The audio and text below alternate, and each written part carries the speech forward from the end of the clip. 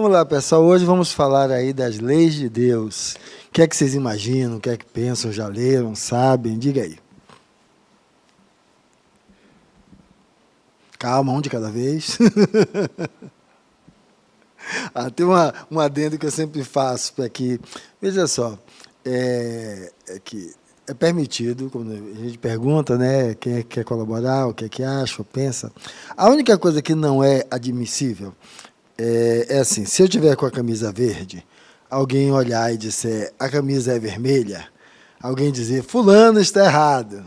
Criatura, ele pode ser daltônico. Então aqui, cada um pode fazer uma observação com base no que pensa e não para contestar o que o outro diz. Então fiquem-se à vontade, porque a sua colaboração é sua e está coibido aqui o contexto de poder outra colocação, partido, eu não concordo com fulano. Certo? Cada um tem um olhar, e aí cabe a mim, como facilitador, fazer um ajuste aí, que aí faz parte. Mas diga aí, as leis de Deus, o que é que vocês acham? O que é que pensam, o que é que entendem? Boa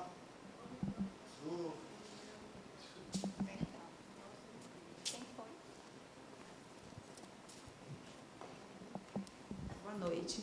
Eu sempre soube que era para punir, né? Aprendi essa máxima aí que Deus vai punir, Deus vai castigar, né?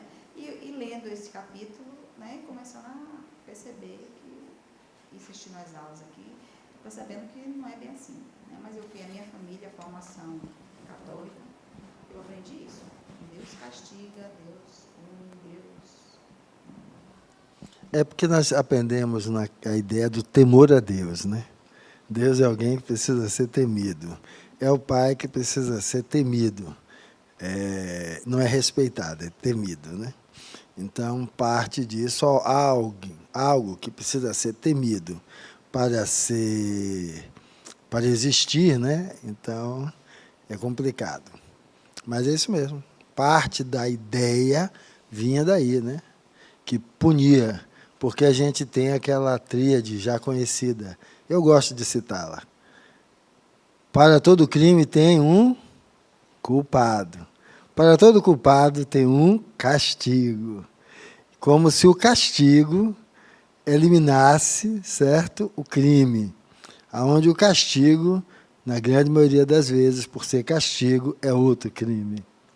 E a ideia de não ser punição é que, entendendo que Deus nos criou simples e ignorante, como você imputar ao ignorante a responsabilidade por algo que ele ainda não compreende, não sabe, não percebe o que é.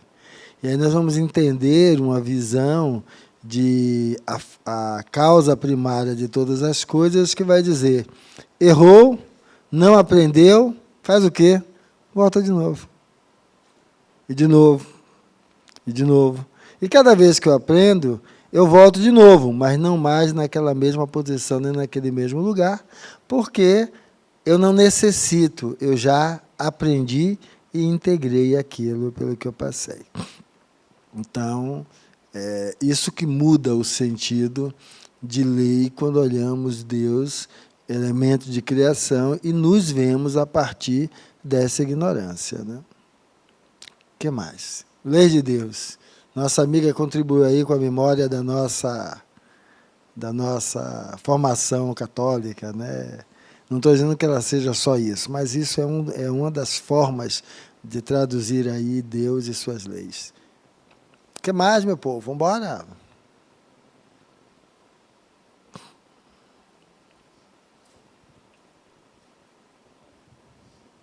Boa noite. Veja, eu penso que a primeira ideia que vem é aquela história dos 10 mandamentos que Moisés trouxe lá do monte, aquela coisa toda. Mas não faz muito sentido a gente falar, para a minha visão, não faz muito sentido falar de leis de Deus, uma vez que Deus é a causa primária de tudo, tudo que há, toda a criação, todas as pessoas, todos os seres vivos, ou no reino mineral, tudo criação de Deus. Então, não faz muito sentido a gente falar em leis de Deus. Também você já explicou aí, uma vez que o ser criado ignorante poderia ser imputado a ele culpa ou qualquer coisa semelhante a isso. Mas eu diria que é um conceito muito arraigado, a gente traz aquilo desde que começou a nossa educação, então fica muito difícil a gente raciocinar nesses termos. É um processo a gente mudar essa maneira de ver a Deus, de ver as leis de Deus, vamos dizer assim. Não faz muito sentido falar em leis, porque não há um código escrito de leis para a gente seguir, cumprir, etc. Mas está na consciência de todo mundo saber.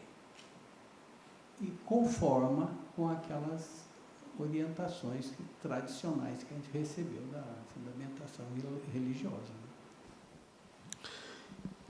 Da sua fala, quer dizer, da fala de cada um que descreva alguma coisa, eu vou estar sempre puxando algo, não sendo nem a favor da fala, nem contra a fala, mas exatamente para poder expandir um pouco, que a gente possa aí perceber. Tem um dos aspectos, quando a gente fala nisso, é porque quando você olha a vida, você vai ver que as coisas parecem todas encaixadinhas, né? Quando a gente abraça a teoria da evolução darwinista, né? Vamos ver que as coisas não vão acontecendo ao acaso, né? Ali você vai tendo uma seleção natural, então as coisas vão se encaixando. Então, quando algo segue uma organicidade, se pergunta qual é a lei que determina, a lei não, qual é a norma, a regra que determina essa organicidade. E vamos estar falando aí, de alguma forma, de lei. Então, quando olhamos para isso, vamos ver dessa forma. Agora, algo que você colocou, e está muito correto, claro isso, porque, veja, no momento que tudo que é descrito como lei, ela parte da interpretação humana. Então, e vamos ver que o humano tem evoluído no seu saber século após século. E, lógico, tudo que ele postula vai ganhando outra gramatura a partir daquilo que ele vai agregando para si. Então, o que é que nós vamos perceber? Que algo postulado pelo humano e dito como lei de Deus, feita, ou seja, vinda de Deus, lógico que não é. Porque é uma interpretação do humano, e ela é limitada àquele momento, aquilo que estava ali. Quando você citou lá os 10 mandamentos, né, a gente descreve que a primeira psicografia, né, significativa aí da história vai estar naquilo ali. Então, isso nos leva ao olhar para Deus e entender o que se chama de imago Dei, né, a imagem de Deus. Eu gosto, às vezes, de usar alguns exemplos simplórios, mas para mim facilita o entendimento. Eu tenho 60, então, Deus, quando eu descrevia aos 10 anos, era uma coisa, aos 20 outra, aos 30 outra, aos 40 outra, aos 50 outra e aos 60 outra. Deus mudou? Não. O que mudou foi a imagem que eu faço de Deus. Porque é algo maior que eu. A depender do que eu tenha de construto, eu vou descrevendo. Então, a imagem que eu faço de Deus não é Deus. Isso é o que a gente chama de imago Dei. Eu, através desses elementos, eu me conecto, é algo que me ajuda a abstrair e ver o que é. Agora, qual é o significado de dizer que é imago Dei? Se é minha imagem, eu posso impor a minha xará Fernanda, que seja dela? Lógico que não. Então, a partir daí, eu começo a entender que leis de Deus, quando eu trago isso para um construto de conceituações, normatizações humanas, isso não é de Deus. É de como aquele humano vê aquilo e descreve aquilo e coloca aquilo ali, então, em prática. Então, quando nós vamos falar, e eu citei aí a causa primária de todas as coisas, né? Cadê? Deixa eu ver se eu consigo. Poupar energia. Haha. É mais ou menos isso. Tá? As leis de quem? Deus. E o que é Deus? Cada um diz que é uma coisa. Imagine que cada um daqueles cegos é uma religião. Quem pega no rabo diz que o meu Deus é isso. Quem pega na trompa diz, meu Deus é aquilo. Quem pega na pata, seja... Cada um, a depender da forma como interage, toca, vai descrever. E aonde é que há a briga entre elas? Porque se pautam em ser a sua descrição, a descrição verdadeira. Há algo em comum entre elas, quando vamos falar na lei maior de Deus, é a lei do amor.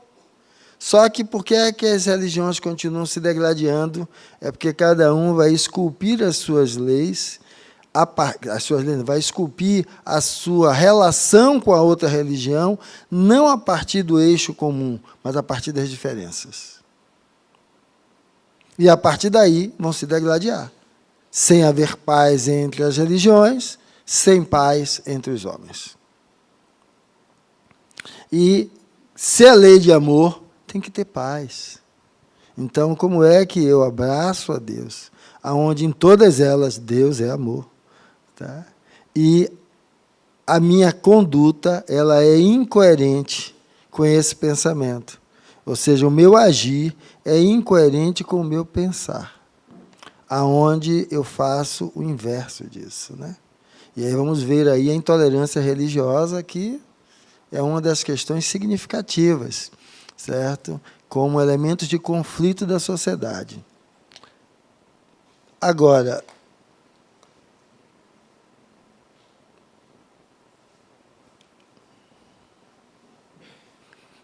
qual o questionamento que eu devo fazer?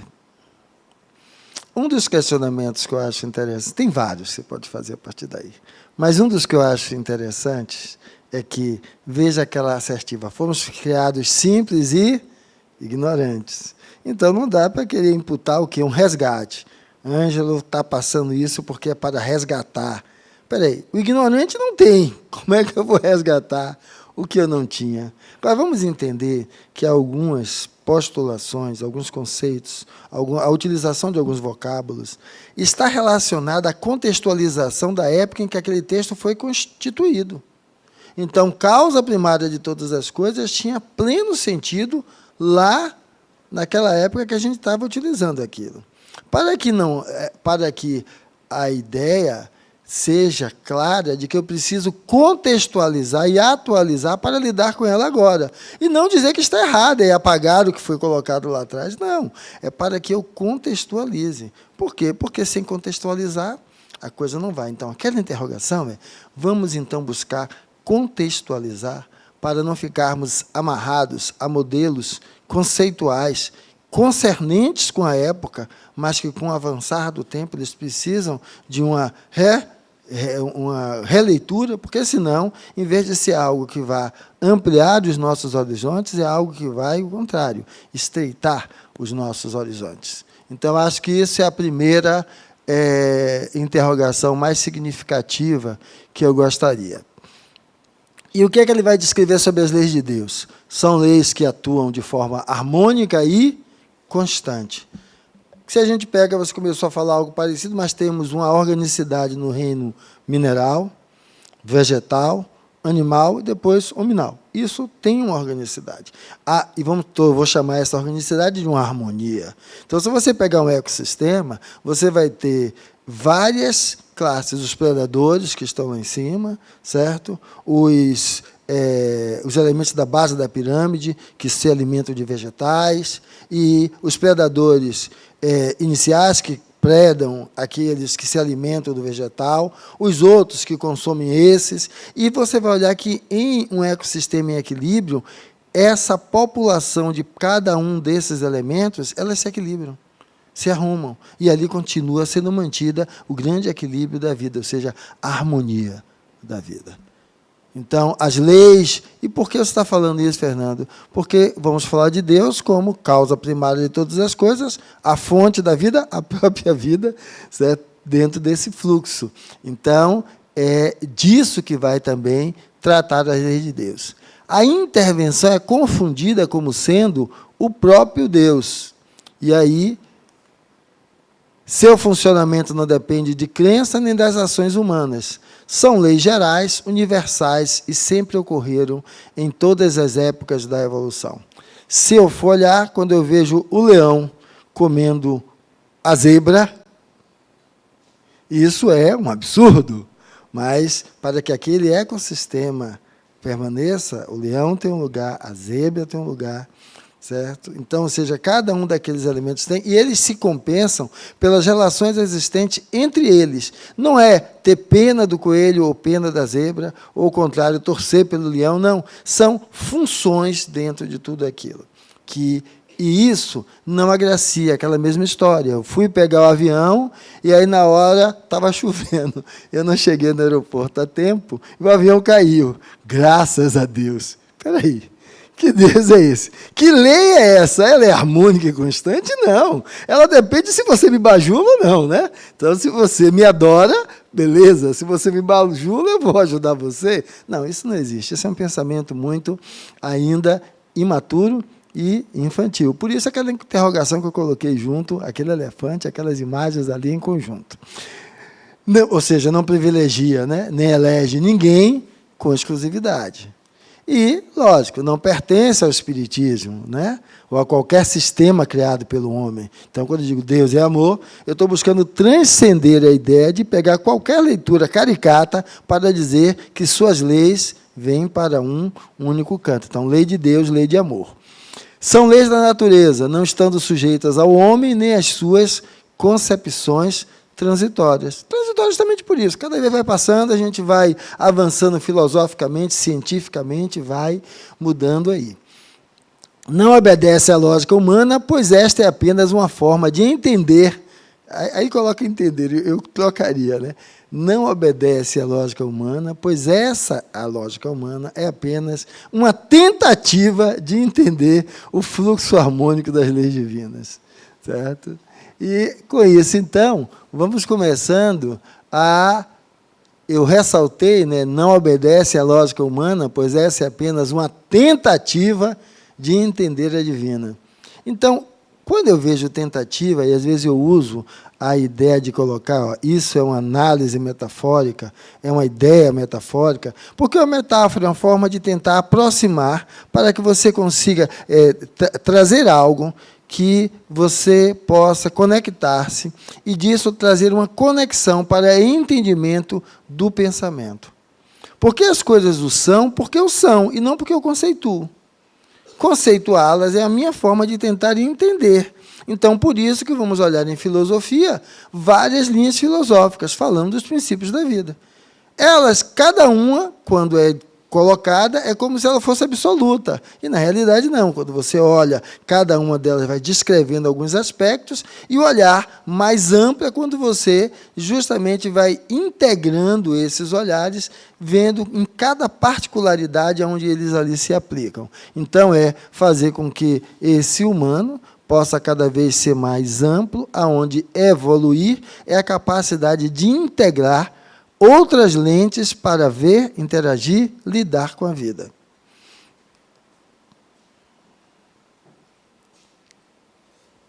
Convém-nos que há...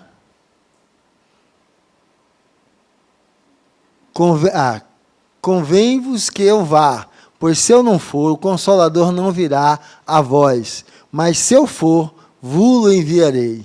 Isso está lá naquela parte, que a primeira revelação, Moisés, né? Com aquele decálogo. Depois vem quem? Jesus. E Jesus não fala tudo, porque diz que nós ainda somos ainda primários para compreender determinadas coisas. E ele descreve lá a vinda do Consolador prometido. E quando advém o Espiritismo se descreve, se coloca nesse lugar do Consolador prometido. Tem uma parábola interessante do Velho Testamento, onde havia um senhor, o servo que comia os farelos que caía da mesa do senhor, e os filhos do senhor.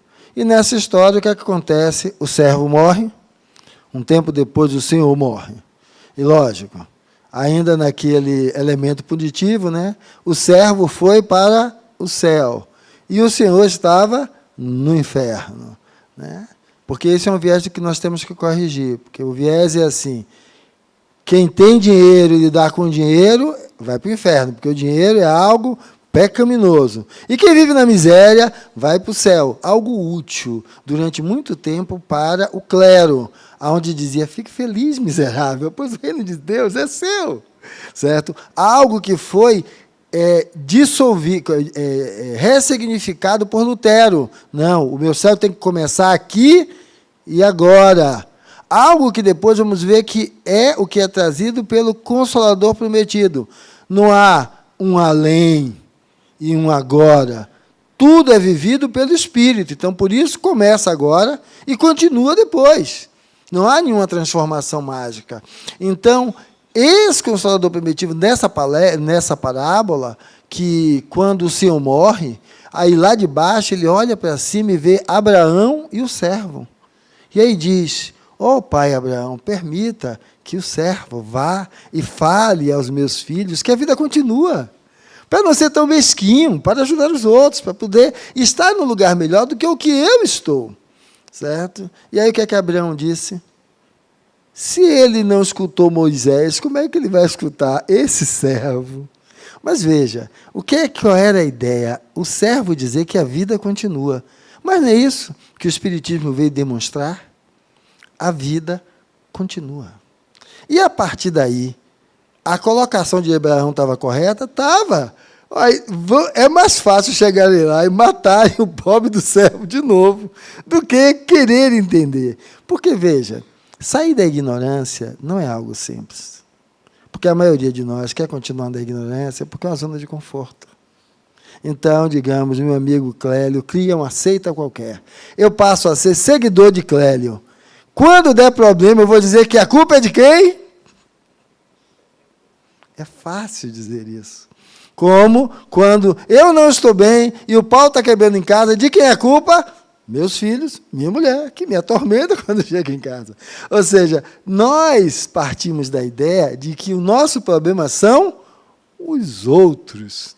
E não entendem que toda relação, ela tem uma parte que é de um lado, outra parte que é do outro. Enquanto eu não me tornar responsável pela minha parte nesse latifúndio, eu vou estar trocando, certo, de causa, porque o meu apontar de uma causa é para encobrir a minha responsabilidade sobre aquilo. E entra nisso, inclusive, a minha imago Dei.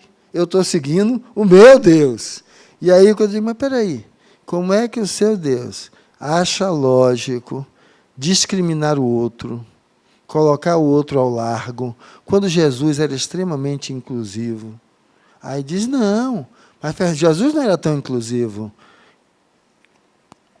Quando a mulher não judeia foi pedir para ele ajudá-la, ele disse que veio para os judeus. Sim, mas aí ela diz que até os porcos comem dos farelos que caem da mesa dos seus senhores. Então, que ele permitisse que ela se alimentasse dos farelos, ou seja, do que fosse possível ela colher daquelas falas. Ele disse, entra então, mulher, e vem, né, para que ele pudesse compartilhar com ela. E eu acho lindo quando olho esses aspectos, por quê? Porque Jesus também, um espírito iluminadíssimo, mas sendo literal com a história, que também tem processo de crescimento, despertar e evolução, para que nós possamos entender que isso faz parte da gente, certo? Jesus não é divino, Jesus não é Deus, Jesus é Jesus. E aí, então, é isso que ele vai dizer, vai enviar para consolar. E qual é o consolo? Para mim, o consolo é esse, velhinho, você errou. Então, de novo. Agora, Eneida, você nasceu cotó, porque você foi pagar.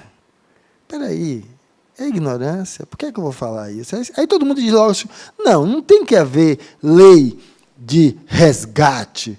Sim, mas como é que você atua com seu parceiro, com seu filho, com seus subordinados e com seus chefes, quando eles não atendem aquilo que você acha que é correto? Você olha para isso dessa forma também? Quando eu quero imputar o outro o que é certo, o bom e o belo, como se o meu conceito fosse a lei de Deus, que é a lei maior, né, que então suplanta todas, eu estou fazendo um erro da mesma dimensão. Então, a ideia é, ainda tenho nulo que vos dizer, mas vós não o podeis suportar agora. Jesus não podia dizer, porque a gente não dava conta. Então, vem o Espiritismo depois. Quando vier aquele Espírito de verdade, ele vos ensinará todas as verdades, porque não falará por si mesmo, mas dirá tudo o que tiver ouvido e vos anunciará as coisas que estão para vir. João, capítulo 14, versículo... João, capítulo 14, 15 e 16. Acho que é o versículo, né? 14, 15 e 16? Ou são os 3 capítulos? Não, acho que são os 3 versículos. Mas vamos lá. Eu me perdi como é que ficava isso descrito. Isso está escrito lá, então, falando que viria alguém após Jesus, que é o Espírito de verdade. Aí você vai dizer, mas está claro, lá no livro dos Espíritos tem escrito o Espírito de verdade. Ou seja, para o islamismo, Jesus nem é Jesus, né?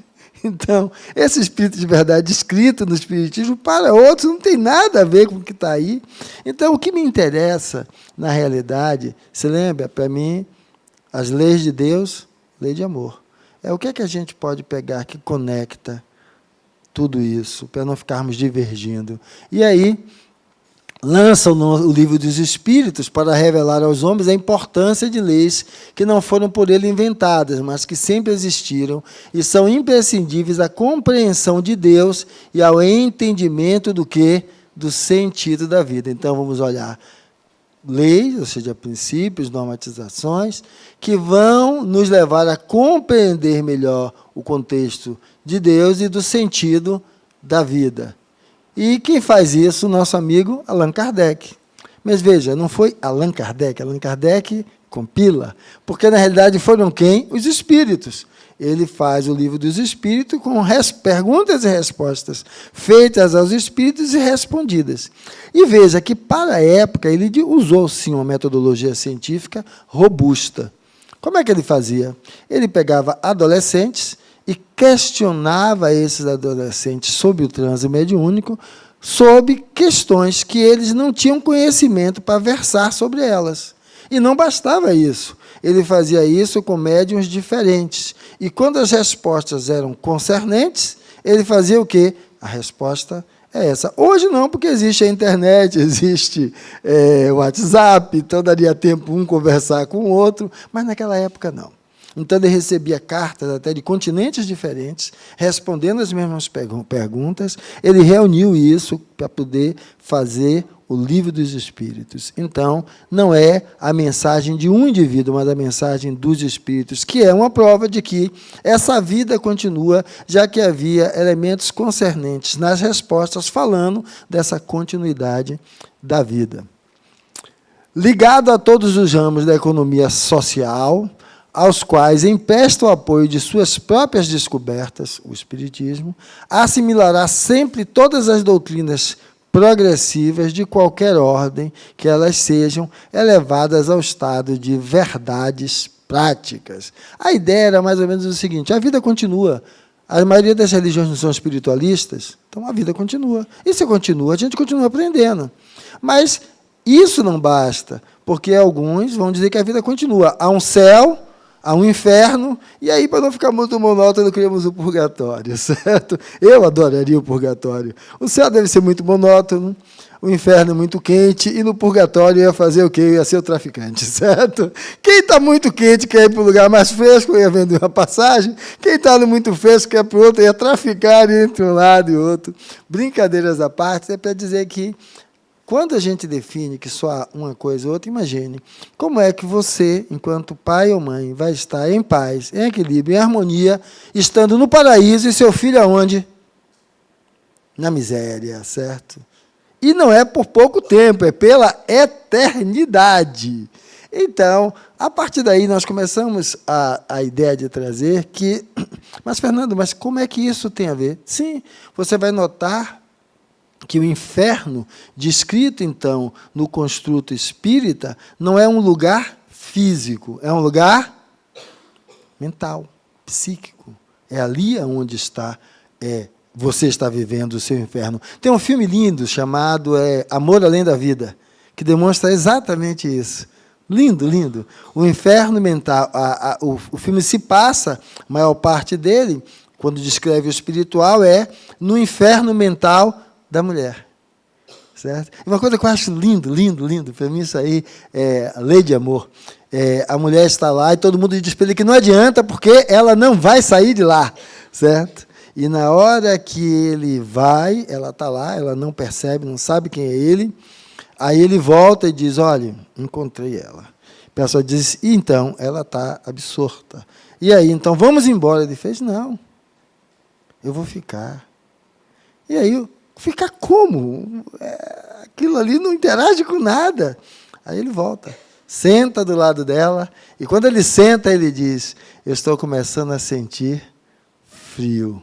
Ele estava saindo do inferno dela para entrar no inferno dele.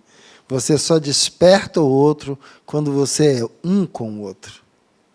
Então, ele, em contato, faz o quê? Desperta ela de onde ela estava. E aí os dois saem daquele lugar. Por quê? Porque é isso. É empatia. É empatia. A lei de Deus vai falar de empatia. Amor ao próximo, se é possível, a partir da empatia. E é isso que nós vamos trazer. E quando vamos falar no Espiritismo, né, eu gosto muito disso que está aqui. Marchando com o progresso, jamais será ultrapassado, porque se novas descobertas demonstrarem estar em erro, sob um certo ponto, ele se modificaria sobre esse ponto. Se a nova verdade se revelar, ele a aceitará. Então, Kardec cria o Espiritismo dentro dessa proposta, né? Uma proposta de evolução progressiva. Então, isso para mim eu acho fantástico, porque, veja, a forma como nós vamos explicar, ver e discorrer sobre elementos que naquela época nem sequer se vislumbrava. O bebê de proveta tinha naquela época, como hipótese, certo? De que isso seria. Veja que agora temos o James Webb, né? O que é que ele fala dos planetas, certo? Naquela época nem se sonhava aquilo, né? Um pouquinho antes queriam queimar o pobre do Galileu, porque disse que o sistema não era geocêntrico, mas sim heliocêntrico. O centro era o Sol, não era a Terra. Imagine se víssemos o que a gente está vendo hoje aí no James Webb. Então, essa é a proposição, de podermos mudar. E como é que eu leio hoje? Eu vejo a Casa Harmonia, né? O Centro Espírita Harmonia, que a Casa Harmonia é nossa extensão dentro da dimensão aí, da multidimensionalidade espiritual. É que a ideia não é tornar ninguém espírita, é que a pessoa se perceba espírito. Porque se nós voltarmos a isso aqui, aquela parte de baixo, ligado a todos os ramos da economia social, dos quais empresta o apoio de suas próprias descobertas, quer dizer, a vida continua e a gente se transforma continuadamente, esse empréstimo ajudaria tranquilamente as construções terem outro patamar. Então, em vez de eu ser materialista e imediatista, que tudo é aqui e agora, eu passo a compreender que a vida continua. Então, quando eu retorno, eu vou herdar aquilo que eu deixei. Então, começa a compreender que Agnello é meu filho. Não, nós somos filhos de Deus. Eu estou na função de pai e ele de filho. Amanhã pode ser ele de pai e o filho ser eu ou qualquer outra. Então, aqui, o que é que isso diz? Eu devo me desapegar dos papéis, das personas, da função, para olhar a relação pessoa-pessoa, que vai falar sobre lei de amor. Mas nós ainda estamos vendo Deus ainda dentro desse aspecto. Há um Deus e há o quê? Um demônio. Ali do lado de trás é a morte, né? Ela está ali mediando as coisas. Será que é isso? Tá? É assim que eu vejo? Não, mas eu sou espírita. Aí eu faço o seguinte, eu vou colocar aqui os mentores e vou botar aqui os obsessores. O mesmo cenário, eu só mudei o quê? O rótulo. Eu só mudei o rótulo. Então, você está dizendo que não existe mentores e obsessores? Estou dizendo que você simplesmente gerar um séquito de que há um bem, só bem, e um mal só mal, é não compreensão do que é o Espiritismo, porque tem um dos livros que é Céu e Inferno, que vai falar sobre bem e mal. Só que muitos leem malmente o Evangelho, certo? Às vezes o Livro dos Espíritos, porventura o Livro dos Médiuns, mas para por aí. Lê um pouco mais, compreenda um pouco mais, para que a gente entenda o que é que nós estamos falando por leis de Deus. Toda e qualquer descrição de Deus ou suas leis é projeção de uma ótica específica sobre o que é geral, logo não abarca aquilo que eu comecei no início aqui descrevendo. E aí ele continua, certo? Há um único princípio a abraçá-lo, que nos foi explicado por Jesus, o amor. Então, lei de Deus, lei de amor. E desta forma não há fatalismo nem inflexibilidade, mas o que? Misericórdia. Eu às vezes brinco que o amor é algo assim, mas às vezes tão vilipendiado que parece ser qualquer coisa, porque a gente vai dando a diversos aspectos o nome de amor, de amor, de amor, certo? E a pergunta realmente é assim? Isso é amor, né? Para que, ao falar de lei de Deus e lei de amor, do que é que nós estamos falando?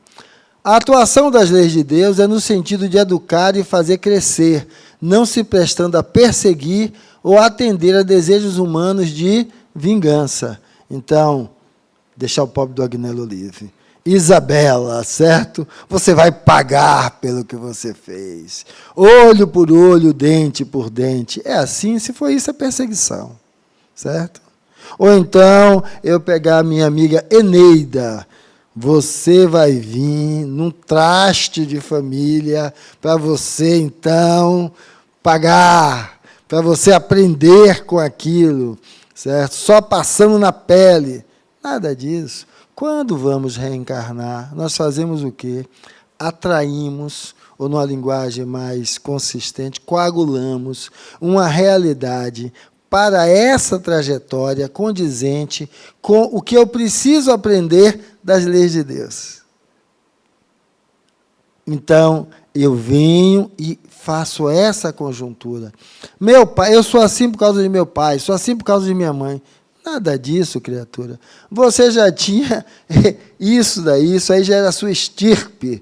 Aí você coagulou esse pai e essa mãe. É lidando com esse pai e essa mãe que você vai conseguir transformar. Porque a gente diz assim o quê? Eu quero que o amor cresça em mim. Quando você pede amor, o que é que a vida lhe dá para que esse amor cresça em você? Se pergunte. Para a gente ver se estamos concernentes com a lei de amor. Então, não cabe vingança. A ideia não é essa. E aí, por isso, não tem sentido a Santa Inquisição. Mas não existe mais. Não existe mais queimar na fogueira. Mas, com a nossa maledicência, a gente torre a gente, certo?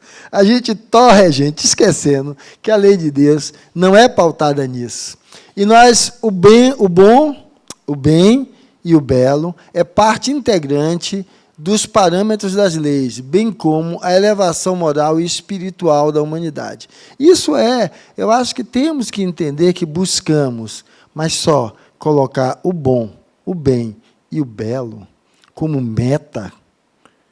Eu quero ser 100% bom, 100% belo, 100% bem, é imaturidade.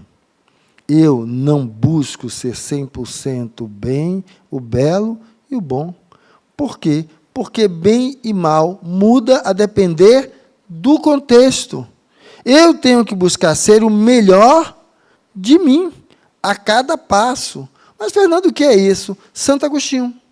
Sabe o que ele fazia no final do dia? Parava e refletia, para olhar como é que foi meu dia hoje, o que é que eu andei fazendo, o que é que eu fiz, o que é que eu posso melhorar. E buscava, tomando-se como parâmetro de si mesmo, fazer um processo evolutivo. Só que, quando eu tomo o bem, o belo e o bom em sua plenitude, e enquanto eu não alcanço aquilo, eu sou sofredor, o contrário. Eu, em vez de ser alguém que me impulsiono, eu vou ser alguém que começo a me deprimir, a me entristecer. Por quê? Porque eu não sou o supra-sumo, eu não sou o super-homem. Sim, Eu sou humano. É esse humano que, se aceitar como humano, a partir do humano que é, vai se propor cada vez ir dando conta mais adiante do que o que ele conseguia dar conta antes. Então, não há magia. Nas leis de Deus, não há milagre.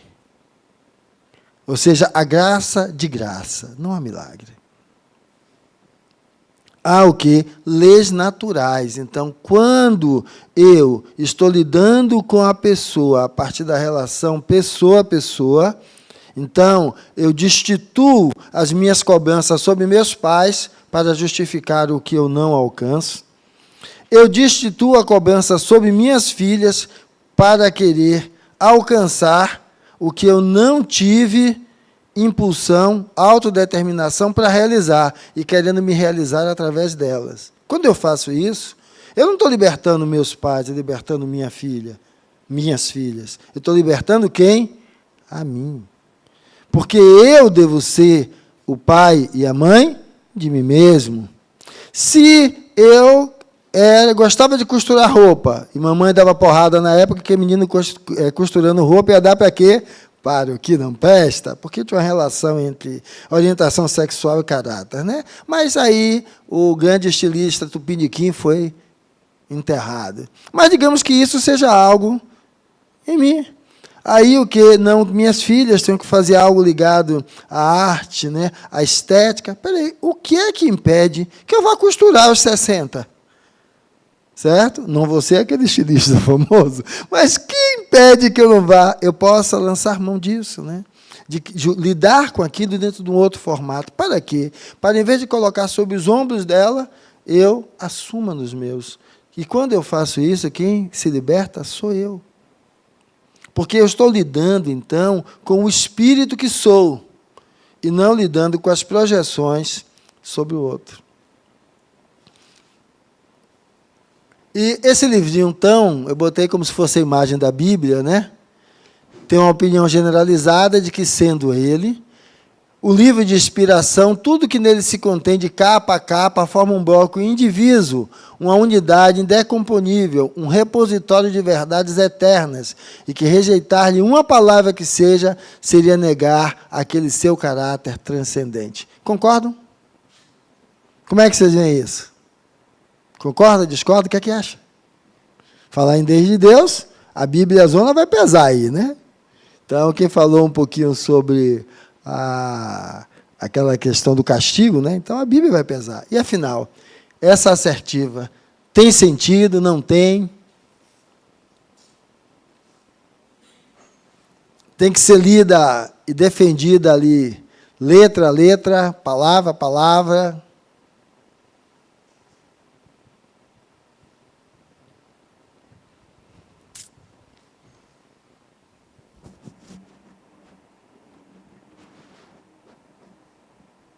Boa noite. Essa passagem aí que traz é muito da visão evangélica, pelo que eu entendi aí, né?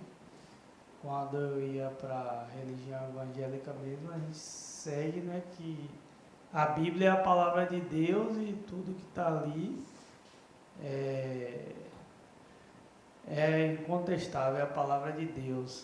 Mas eu não acredito plenamente nisso.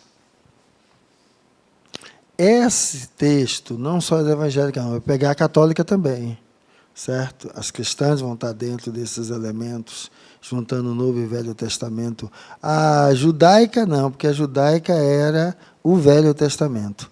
Mas veja, quando eu trago isso, não é para criar um choque com as religiões pautadas na Bíblia como seu princípio primais, tá? Entender como princípio primais é, a partir do princípio, contextualizá-lo para ver como é que as coisas andam. Porque não somos só nós que estamos mudando. As outras religiões também, a partir de um outro olhar, de uma contextualização, vem mudando. Porque senão é dizer que só o Espiritismo salva. Primeiro, o Espiritismo não salva. A ideia nossa não é de salvação, né? É de despertar para a conscientização.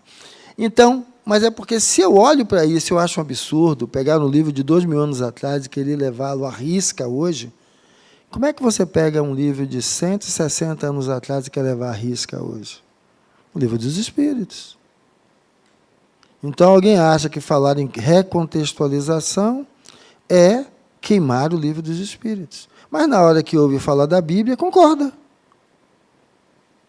Todo e qualquer texto tem que ser contextualizado, porque, senão, estamos fazendo o mesmo elemento que estamos fazendo com o livro de 2000 anos atrás. E como diz alguns grandes conhecedores da Bíblia, você encontra na Bíblia, certo, argumentos para fundamentar das coisas mais lindas às coisas mais hediondas.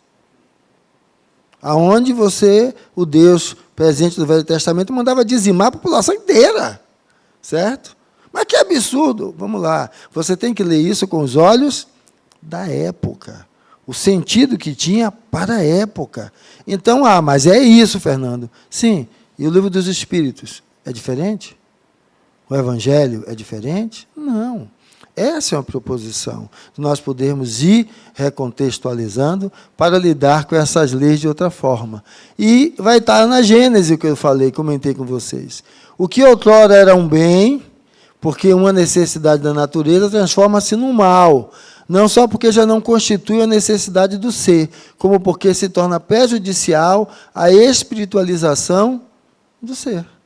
Então, como é que eu quero pegar uma leitura feita num momento, uma definição, e querer arrastá-la? Por exemplo, há 2 séculos e meio atrás, eu era dono de escravos.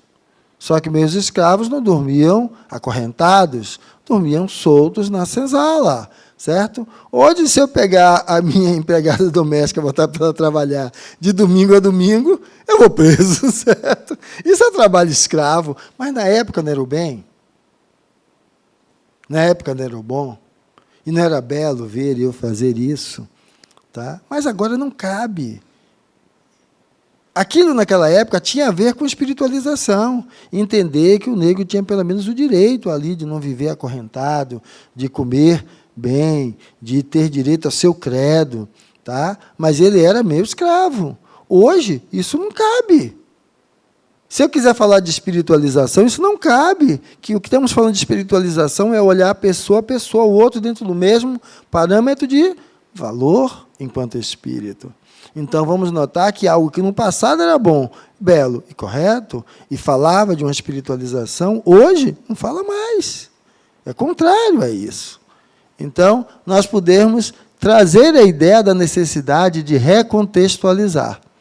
Entre as leis divinas, umas regulam o movimento e as relações da matéria bruta, que são as leis físicas, cujo estudo pertence ao domínio da ciência.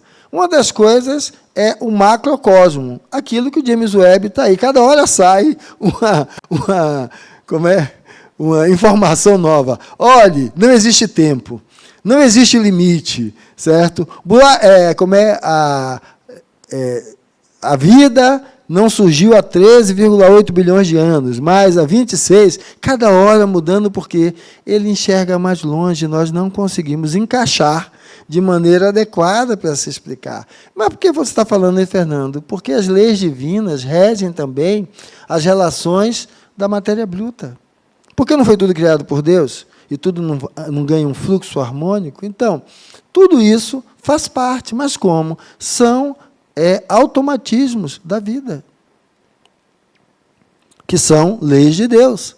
Para, então, nós entendermos que, ao falar de leis de Deus, englobando as leis físicas, nós não conhecemos quase nada. Somos crianças. Achávamos que a menor partícula era o átomo. Hoje entendemos que não. Hoje vemos com a teoria das cordas, certo? E alguns já contestam, colocando outras hipóteses. Então, o nosso nível de conhecimento ainda é muito parco para nós querermos determinar algo que seja plenitude e abrangência. As outras dizem respeito ao homem considerado em si mesmo e nas suas relações com Deus e com seus semelhantes. Contém as regras da vida do corpo, bem como as da vida da alma. São as leis morais. Dito leis morais para aquela época, a nossa leitura hoje são leis éticas. Tá? E aí, para a gente ver uma dessas coisas, Eu tenho 60, né? Quanto menino na minha época não tomou bolo de palmatória, porque na minha época eu tomava, né? Safanão na orelha, e dizia o quê? Essa peste não quer aprender nada. Esse daqui é o encostado. Esse daqui só vive no fundo da sala. Hoje a gente diagnostica descalculia, dislexia e outros distúrbios, consegue medicar, e esta pessoa está tendo uma evolução, ganho de aprendizado idêntico ou melhor do que as ditas normais. Fruto do que naquela época? Da ignorância. Da ignorância. Eu, com 60, quem tiver aqui na faixa dos 50, vai notar irmãos e conhecidos que era tido como a turma da Lazinha, que só ficava no fundo sem nada, que é como você vai terminar diagnosticando. O menino não consegue render e ele faz o quê? Vai para a periferia, para a discriminação ou para a criminalidade, propriamente dito. Fruto do quê? Da nossa ignorância. As nossas crianças que nasciam com alterações genéticas eram criadas no porão e os atenienses jogavam, né, nos abismos, assim, porque era a cultura da civilização perfeita. E hoje nós temos crianças com síndrome de Down, o perfil mosaico, fazendo mestrado, doutorado, dando aula, e que no passado era visto o quê? Como um estorvo. Nós tivemos um surto mais recente, foi chikungunya, não? Hein? Zika. Se dizia que determinadas restrições cerebrais eram incompatíveis com a vida. Crianças com essas restrições e sobrevivendo. Determinadas restrições não se desenvolveriam. Crianças se desenvolvendo. Sabe por quê? Lei de amor. Aí eu vou fazer igual o pessoal normal. Chega a me arrepiar. Lei de amor. A mãe ali querendo dar o máximo de si, porque a nossa sociedade, por mais que a gente reclame, hoje ela é mais inclusiva do que o que já foi. E esse movimento de amor e de inclusão é que servia de estímulo, e, pelo estímulo, a criança ia desenvolvendo outras áreas cerebrais para compensar o déficit de áreas restritas pela lesão causada pelo vírus. Ou seja, veja o quanto a nossa ignorância é cruel. O quanto é cruel. Então, nós precisamos compreender que, quando fala da lei de Deus com relação ao humano, nós precisamos cada vez ter um olhar mais integrativo, mais inclusivo, porque aí estamos vibrando com base nas leis de Deus. São as mesmas para todos os mundos as leis divinas. Ele vai dizer o quê? A razão está a dizer que devem ser apropriadas à natureza de cada mundo e adequadas ao grau de progresso dos seres que os habitam. Eu coloquei essa frase aí hoje, não tinha na exposição do ano passado, não. Justamente depois do tal do James Webb, né? Quando a gente falava em mundo, a gente imaginava assim, né? Vida em Marte, vida em Plutão. Quando a gente olha o volume de galáxias, certo? É impossível que só exista vida nesta terrinha. E como são constituições diferentes, vida feita sob constituições diferentes e aspectos diferentes. Mas como imaginar isso, Fernando? Veja que eu fiz uma viagem pegando o que é a Suécia. Foi Suécia, Dinamarca e em outro país, mas são países nórdicos. Você vai chegar lá, os hábitos são diferentes, os costumes são diferentes. É um lugar onde metade do ano é só neve, a outra metade que tem o verão, que tem um sol visível. Então, quando você vai olhar, cada lugar desse tem uma característica do desenvolvimento daquela sociedade, dos hábitos. É a mesma coisa frente à hipótese de outros planetas. Então, veja, para mim, é para a gente conseguir entender que tudo que eu quero postular sobre lei divina, sobre não sei o quê, é um grão de areia no deserto. A vida vai muito mais além do que a gente consegue enxergar aqui. Então, vamos ser práticos, porque, para mim, a praticidade é isso. Vamos abraçar algo que nos conecte conscientemente, que nos una, para falar, então, que Deus, nessa visão do uno, não é? Então, que nos coloque nesse lugar, e aí talvez a gente comece a ver diferente. Aceitando a nossa pequenez, a gente possa ver a si mesmo de uma forma diferente. que seja mais inclusiva. Essas leis são leis que o homem, aos poucos, vão percebendo durante suas vidas sucessivas e incorporando seus princípios a cada nova encarnação, perdendo seus temores e medos, suas culpas e preconceitos, e internalizando o aprendizado. Concordam ou discordam?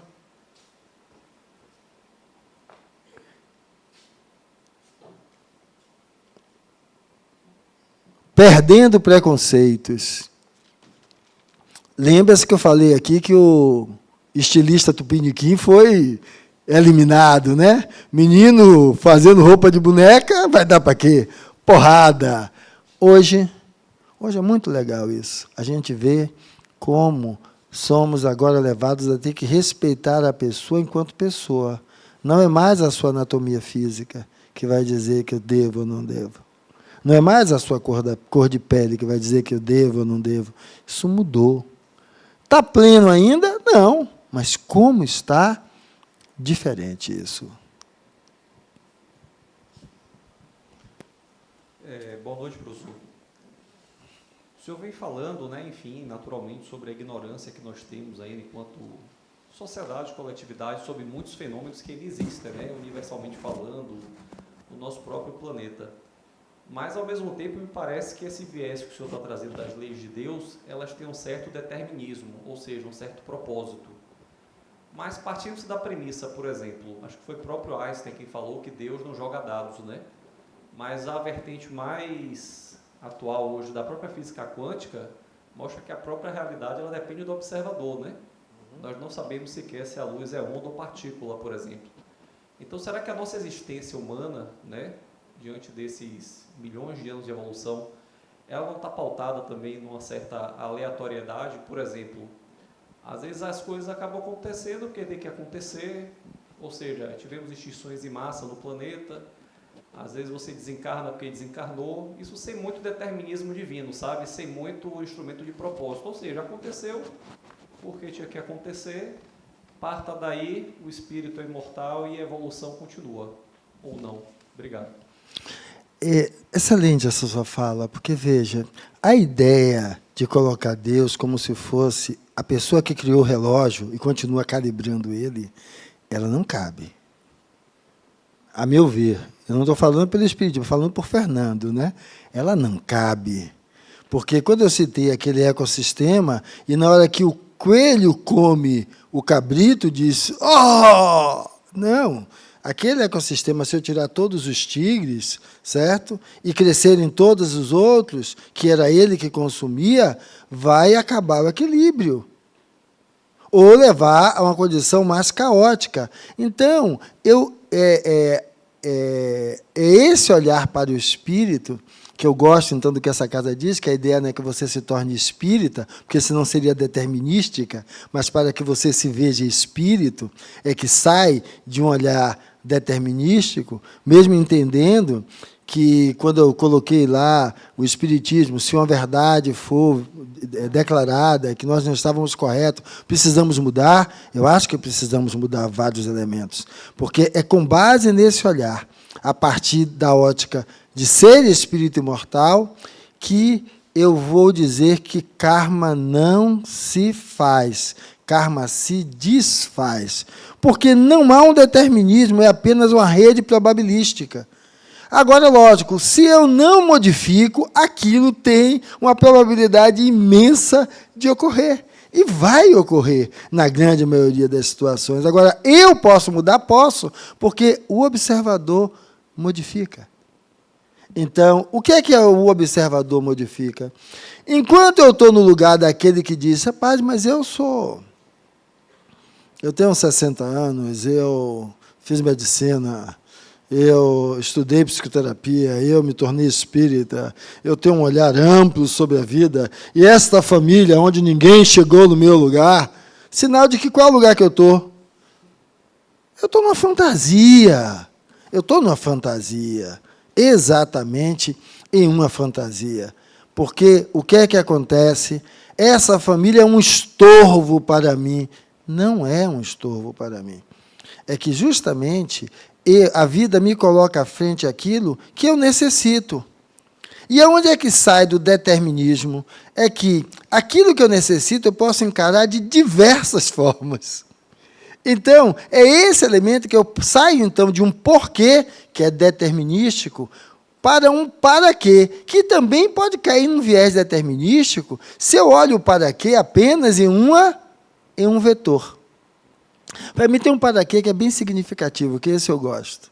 É exatamente o seguinte, é que eu vou levar para esse lugar agora.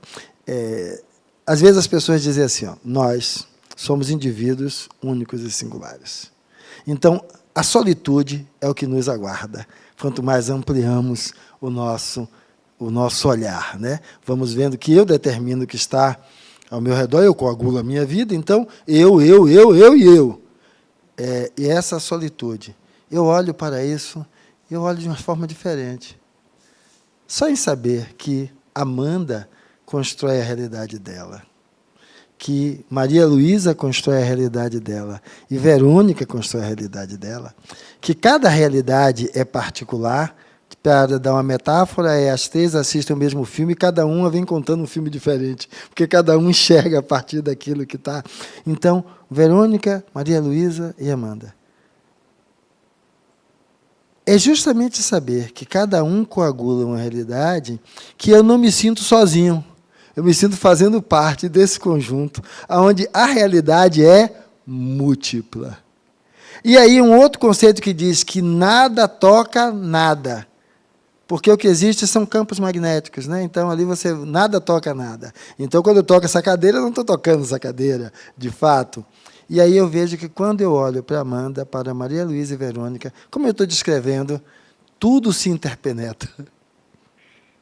Tudo se interpenetra, porque eu estou me colocando em que contexto da singularidade do indivíduo. E quando eu me coloco no contexto de olhar a singularidade do indivíduo, eu também me vejo como singularidade.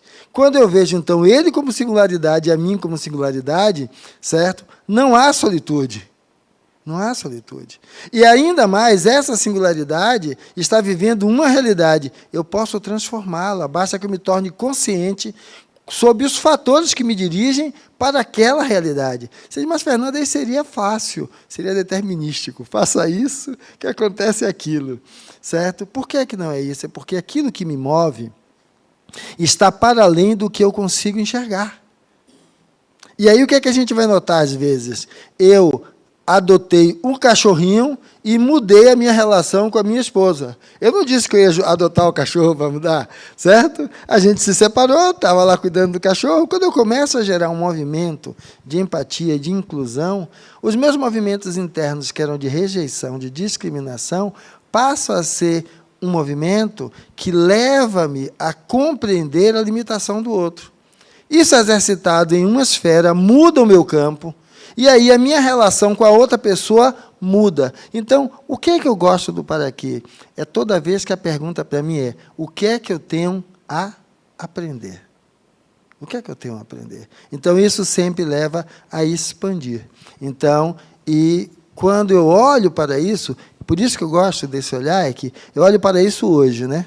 Então, eu tenho 60, eu tive a minha primeira separação conjugal aos... Cadê, Fernando? 25... Há 27 anos atrás. Quando ocorreu, eu via de um jeito. Hoje, quando eu falo disso, ele ganha outro elemento. Então, ou seja, a ideia de que não há algo estático, não há algo determinístico, é entender que cada vez que eu lanço um olhar sobre aquilo, eu, interagindo com aquilo, eu tenho visões, elementos que são o quê? Complementares. Aí, mas às vezes é um ponto fora da curva. Quando eu quero entender o que é evolução, eu tenho que pegar aquele ponto fora da curva e guardar. Porque só é fora da curva porque o que eu enxergo é um campo pequeno e ele está longe. Quando eu vou enxergando outras coisas, ele faz todo sentido. Então, eu acho que é isso. O que eu acho que é de determinístico é a continuidade da vida. Agora, o determinístico, para mim, que seria o viés, é quando eu quero dizer como é que isso acontece. Entendeu? Que mostra a minha pequenez. Quando eu digo que ela continua, é tranquilo.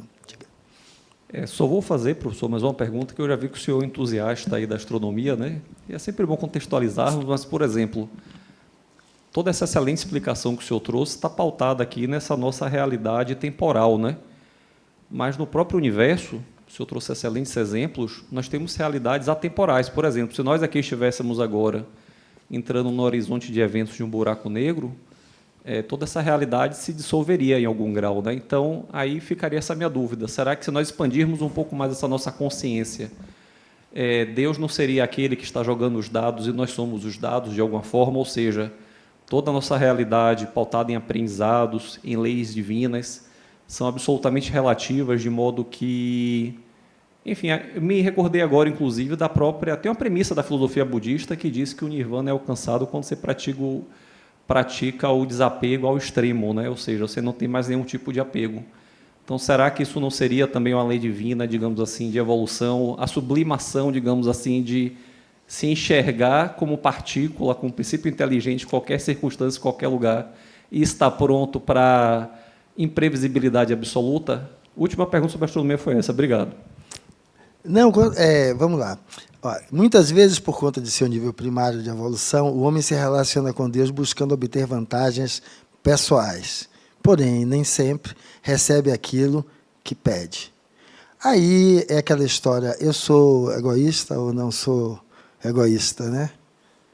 Eu sempre sou egoísta. Eu só tenho que saber em que percentual e em que contexto eu sou egoísta. Mas você é maledicente, eu sou maledicente. Eu só preciso saber em que percentual eu sou nesse ou naquele contexto. O que eu estou descrevendo é que eu me sinto o jogador e o dado. Porque se eu sou criação divina, fagulha divina, eu sou o jogador e também sou o dado. As duas coisas. Agora, quando a gente começa a ir para determinados campos, a gente começa, às vezes, a perder um pouco da... Como é? Não é clareza, não. Sumi a palavra aqui. Não é clareza, não. Sumi a palavra. Eu vou encontrá-la de volta. Hein? Não, da praticidade. Da praticidade. Então, eu gosto desses devaneios, eu acho extremamente úteis. E principalmente porque, não é nem porque eu gosto, é porque isso me explica, porque era complicado. Eu comecei a despertar para essas coisas, acho que eu tinha uns 9 anos. Eu começava a escrever textos de alta complexidade que, em teoria, não era compatível com minha idade. E aí, depois de escrever, eu comecei a conversar. Então, eu conversava com quem ninguém via, certo? E tinha visões de compreensão de determinadas coisas ou de dúvidas, que aí depois foi aquietando. Já passou pela fase de ser espíritos, e meus amigos brincam que dizem assim, qual é o Fernando que está aí? Porque eu digo que eu converso com o Fernando 1, 2, 3, 4, 5, porque, na realidade, que a gente sai de uma linha temporal, é que, em teoria, você poderia existir em diversas dimensões. E talvez você conectar-se entre elas. Mas isso perde uma praticidade, estou falando para o cunho geral. A pergunta para mim é, está posto várias possibilidades de realidade, o tempo não existe, isso, aquilo. Agora a pergunta é, nessa realidade na qual eu estou imerso, pela minha limitação, certo? Do meu nível primário hoje, o que eu vivo que de fato é libertador? Inclusive me permitindo fazer outras abstrações. Uma das coisas é que Agnello não é o meu problema. O meu problema não são os outros. O meu problema sou eu. E como sou eu posso resolvê-lo. A outra coisa é que, quando eu olho, que eu brinquei aqui com a Amanda, Maria Luísa e Verônica, porque são o quê? Espíritos. O que é espírito para mim? Possibilidades ainda não cumpridas. Promessas de amor pleno. Por quê? Porque é o ser em contínua evolução. E olhar para isso faz com que, se eu for ampliando, até onde eu consigo, meu nível ainda é muito primário, eu consiga me sentir um com o outro. O outro eu citei Amanda, Maria Luísa e Verônica, mas eu tenho uma cadelinha chamada Fofura. Eu consigo me sentir um com Fofura. Mas, Fernando, você comeu um bife ontem, é porque aquele boi eu não conhecia. Certo? Não, é entender o seguinte, no modelo que eu vivo ainda, o meu modelo alimentar é misto, não é vegetariano. Quer dizer que se eu for vegano é melhor ainda? O que eu estou descrevendo é que eu preciso de uma praticidade que me leve a melhorar a minha realidade. Estamos numa realidade que precisamos ainda nos respeitar enquanto pessoa. Estamos numa realidade que o respeito como pessoa tem surgido, inclusive, no respeito a seres ainda mais inferiores. Então, coelho, para testar os cosméticos femininos, botava teste no olho do bichinho, né? Então, hoje, existem leis proibindo determinados tipos de situações. Então, vindo para o meio prático, entendendo que dá vagem a várias abstrações, o que é que eu quero? É o sentido em que a lei da vida me leve a uma relação mais estruturante, mais estruturante, mais impulsionadora de mim, enquanto pessoa, com o outro. Então, independente da nossa viagem, que foi até a astronomia, eu preciso trazê-la aqui para o solo. Então, eu preciso fazer o quê? Ser capaz de constituir uma família que não seja pautada em um modelo inconscientemente desejado. É dizer, eu quero fazer como meu pai fez, ou eu não vou fazer como meu pai fez. Não, eu quero fazer como alguém que está buscando a coerência entre pensar, sentir e agir. A lei maior da vida é a lei ética. E que ela não é permanente, ela é impermanente. Porque a lei ética feita agora, com o olhar que eu tenho agora, quando eu avanço um time, ela precisa ser maleável, para que eu possa estar atualizando e recontextualizando. Onde o eixo maior é esse: respeito à singularidade do outro, respeito à vida, respeito à pessoa. E eu espero que talvez isso seja tão abrangente que talvez eu possa viver só de luz. Sem precisar consumir mais nada, mas isso eu falei apenas como brincadeira, mas é que mudou. Teve uma menina que mudou a forma de você abater o gado. Ela tinha síndrome, ela era uma autista, uma derivação chamada síndrome de Asper. E ela mudou a forma de abate do gado, tornando a forma de abate do gado uma forma menos cruel. É lindo. Temple Garden, eu acho o nome do filme, que fala da vida dessa menina. Lindo. Então, é o quê? Independente de todas as viagens, vamos ser práticos. O que é que você pode fazer para tornar o mundo melhor, a partir de você? Então, isso, a meu ver, concernente com a lei de Deus. É como eu descreveria aí a sua pergunta. Então, o que é que nós vamos ver? Ele não percebe que as respostas aos seus pedidos vem através das leis de Deus, que Ele dá aquilo que precisa, considerando sua evolução espiritual. Então, a meu ver, a vida é prática. E agora você vai fazer o quê? Como é que você se vira e se resolve? Deixe de abstrações, deixe de senões, e você vai fazer o quê? Então, como é que isso funciona? Se está escrito, pede e obtereis, está também escrito o quê? A cada um segundo suas obras. Fernando, você tem essa viagem fantástica, mas na prática, como é que eu lido com as minhas duas filhas adolescentes? Na minha prática, enquanto médico, como é que eu lido com aquele paciente que chega para mim já querendo me enfiar a faca no pescoço? Porque ele me procura como médico, mas ele já me vê como agressor, porque teve alguém na família dele que o médico atendeu, que deu zebra, que morreu. Então, a questão é básica. Eu preciso entender que o outro tem as suas feridas, as suas dores. E a questão não é apontar essas feridas, é quem sou eu frente a isso. E aí, o merecer é esse lugar. E aí vocês vão entender a partir dessa colocação, que é uma grande interrogação. Quando você pede forças, o que é que a vida lhe dá? Dificuldades para se tornar mais forte. Não é milagre. Quando você pede sabedoria, o que é que a vida lhe dá? Problemas para resolver. Mas por que você se queixa tanto quando o problema chega? Quando você pede prosperidade, o que é que a vida lhe dá? Músculos e cérebro para trabalhar. Por quê? Porque isso é que é integrar habilidades a partir do que você tem de instrumento, de ferramenta. Quando, então, você pede coragem, o que é que a vida vai lhe dar? Obstáculos para superar. Só se cria coragem enfrentando os medos, os obstáculos, para ir adiante. Quando você pede amor, o que é que a vida vai lhe dar? Pessoas com problemas para ajudar.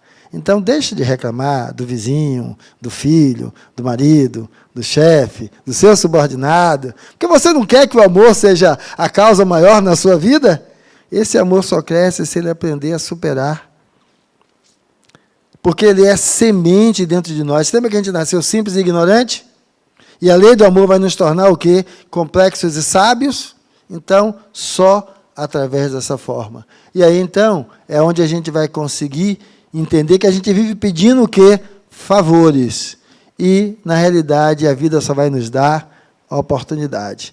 Quando eu digo a vida, eu disse para ele que eu gosto de ser tanto dado como jogador, significa que eu me dou a oportunidade.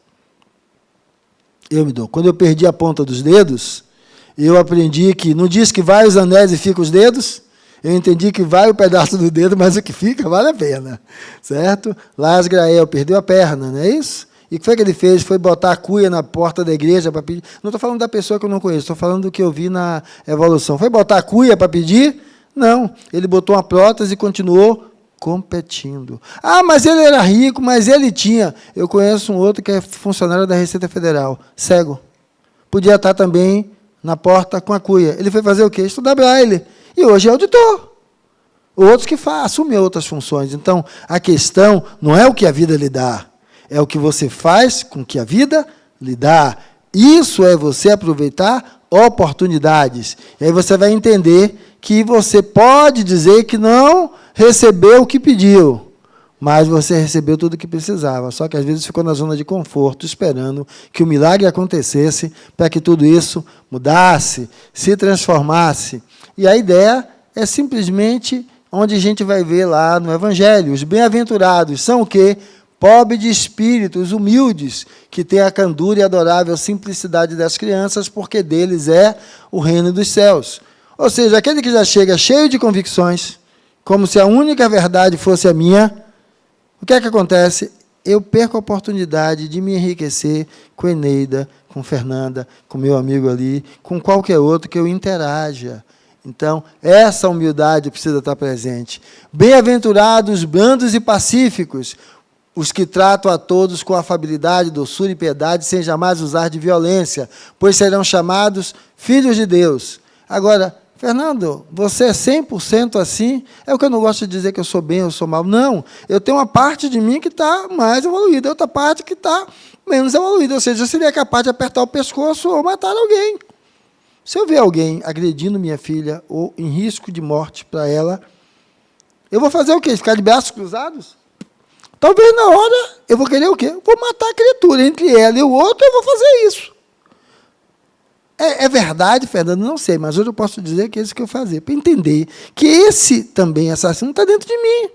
Então, essa bem-aventurança que eu preciso compreender que isso vai se ampliando, se estendendo, ao ponto de dizer, não, ó, entre ferir a vida de alguém, eu prefiro perder a minha, porque eu sei que a vida que se perde é do personagem, não a minha enquanto espírito.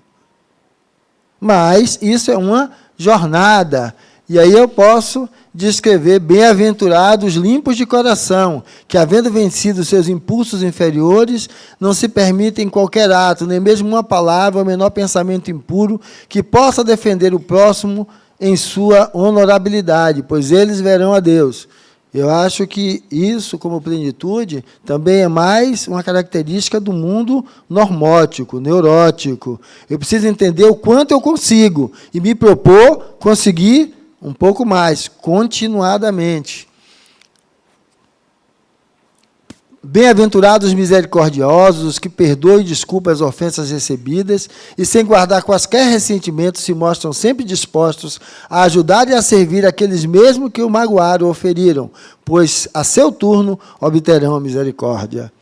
Mais uma vez, para todas as bem-aventuranças, eu entendo que é um processo do humano. Então, falando de lei de amor, que engloba essas bem-aventuranças, eu preciso buscar me ver como estou, para que eu me proponha a cada dia poder ser um pouquinho melhor. Ser um pouquinho melhor. É para quê, Fernando? Para eu só fazer o bem. Não, para eu ser coerente internamente entre pensar, sentir e agir. E quando eu analisar e encontrar uma incoerência, em vez de eu dizer, eu vou voltar sem os 2 braços, eu vou dizer, eu vou voltar com os 2 braços. E vou o quê? Passar pela dificuldade de encontrar aquele que eu preciso ter paciência para dobrar a minha impaciência. E aí eu ir adiante. Então, esses são elementos significativos para a ideia de entender que isso acontece em várias religiões, certo? Vários construtos religiosos, aonde a busca desse equilíbrio que nós estamos falando aí, que Kardec traz com o Espiritismo, ele fala de uma ética que nós vamos discutir aqui como ética do espírito, que vai estar pautada em quê? As nossas atitudes comuns feitas aí no dia a dia, certo? Que eu preciso fazer o quê? Ter um olhar crítico sobre mim mesmo. Pautado o quê? Em valores do espírito. O que é que eu estou descrevendo? Eu sou capaz de olhar para mim e a baliza para dizer que precisa ajustar é o olhar do espírito. Esse ser imortal, esse ser que entende a sua singularidade, a singularidade do outro, e que eu estou buscando caminhar. E aí, então, eu vou poder me ver quando eu estiver na pele de ovelha. Eu vou, ao apontar para o outro, perguntar, e aonde eu estou nessa pele de ovelha? Eu vou entender que as leis que gerem tudo isso foram traduções de quem? Do humano. Então, como toda lei humana, aquele que entende o seu significado é capaz de, com equilíbrio, transgredi-la. Porque a lei está amarrada a um contexto. A transgressão é quando eu a recontextualizo. Transgressão para quem está congelado em um só contexto. Quando essa transgressão, que é uma recontextualização, não está pautada apenas em vantagens pessoais, mas sim em melhoria para si, em coerência consigo e melhoria para a comuna, ela não é transgressão, ela é o quê? Uma atualização. E é isso que nós precisamos fazer. Porque nós, às vezes, nos colocamos nesse lugar. Qual? O do predador? Não, a gente sempre é o bichinho que está ali. Mas veja que eu não botei um coelho, eu botei uma raposa. Aqui, ninguém, certo? É santinho. Todos somos predadores. Agora, tome a consciência disso, para que, a partir daí, você destrua, certo? Convicções, para você estar aberto à flexibilidade de lidar com a realidade que lhe é posta à frente. Saiba construir leis e saiba destruir leis. Destruir, que eu estou falando, é recontextualizar, para que você não fique, então, congelado em um único olhar. E aí você vai ser capaz de se ver nos 2 lugares. Aonde você diz com quem você está falando. Então, isso faz você refazer, lidar de novo com esse lobo em pele de cordeiro, e agora você entender o que é você, olhar para as suas atitudes e buscar moldar as suas atitudes para que elas estejam concernentes com o espírito que você é. E isso lhe traga cada vez mais crescimento e, então, equilíbrio. E aí vai diferenciar ética e moral. A palavra moral é uma ética utens, ou ética vivida, um conjunto de normas e tradições determinadas na sociedade que geram seus costumes. E isso é o que caracteriza João aqui, Fernanda aqui vivendo, botando a vida na prática. Agora é preciso ter uma ética docens, que é a ética refletida, ou seja, essas atitudes, hábitos e costumes que eram positivos, agora ainda são, senão eu reformulo. Então, essa ética refletida vai levar a esse lugar e a esse status, que nos leva cada vez mais à condição de espírito responsável e autodeterminado por si mesmo, saindo daquela visão de anjo ou demônio. Essa é a proposição da lei do amor. Quando você começa a se ver em mais de uma dimensão, certo? Para compreender o quanto isso aqui é uma contextualização e o quanto, às vezes, desse elemento é que mais revela de você para que você possa se transformar, porque você vive em uma briga interna entre uma parte sua que diz sim ao que você está acendendo e uma parte sua que diz não. Então, para sair disso, é preciso sair desse lugar de demonizar ou angelizar as coisas. Não. Isso é humano. O que é que eu preciso fazer a partir do humano gerar isso aqui? Ó. Então, a gente tem que fazer isso internamente, porque nós nos degradamos com nós mesmos e nos degradamos com o outro. Então, vamos embora usar a lei do amor para exatamente nesse encontro entre a pessoa que está aqui vos falando, ego ou personagem, eu possa fazer o equilíbrio comigo enquanto espírito. Sabe como é que eu faço isso? Exatamente quando eu aceito os meus limites e, a partir daqui, eu aceito a proposição de ir para além dos meus limites. Então, em vez de brigar comigo, eu estendo a mão para mim mesmo. E aí eu vou olhar as leis morais como leis de amor, paz e harmonia. E aí vocês vão ver nas aulas subsequentes que vão subdividi-las, né? Então, vocês vão ver a lei de adoração. Adoração, então, aí ao sagrado como uma forma de elevação. A lei do trabalho, ou seja, sem trabalho, a vida não progride. O que faz a vida progredir é o trabalho. Então, a lei de trabalho. A lei de reprodução. Senão a espécime acaba. Então, isso continua. Você vai ver a lei de conservação, na manutenção daquilo que foi construído, erigido, e a lei de destruição, porque nada se renova se ele se mantém petrificado. Por isso que o grande elemento da evolução não é a permanência, é a impermanência. Permanentemente está se transformando, destruindo e reconstruindo. E a lei de sociedade, porque começa onde? Dentro de casa. Enquanto eu não crio uma família que consegue ser fraterna entre si, eu não vou conseguir gerar uma sociedade fraterna entre si. Então, na célula da família, da sociedade, está a família. Então, a lei de sociedade é do convívio e harmonia e crescimento. A lei do progresso, visando sempre ir além do ponto aonde você está. E a lei da igualdade, ou seja, Maria e eu somos similares. Por que somos similares? Porque ela é uma singularidade e eu também. Ela é filha de Deus e eu também. E uma coisa fantástica, mas, Fernando, um evolui, o outro não. Jesus, que é a criatura que eu mais acho assim interessante, ele diz, se vós tiver fé, fará mais do que o que eu fiz. Ele não se coloca como limite. Significa que Jesus é o símbolo de uma trajetória evolutiva e que todos nós podemos alcançar e transpor. Então, é a lei de igualdade. Ninguém é menor do que ninguém. A lei de liberdade, se eu quero respeito, eu tenho que fazer o quê? Respeitar. Quem não respeita, não se dá ao respeito. Então, a lei de liberdade é que minha liberdade termina onde começa a liberdade do outro. E é o que vamos ver, então, na interação entre campos.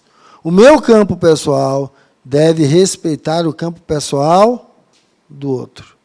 O campo, aquilo que faz ali minha realidade, que eu vibro, que constitui, eu tenho que respeitar o do outro. Assim é possível eu ser espírita e minha mulher ser ateia. E nenhum problema.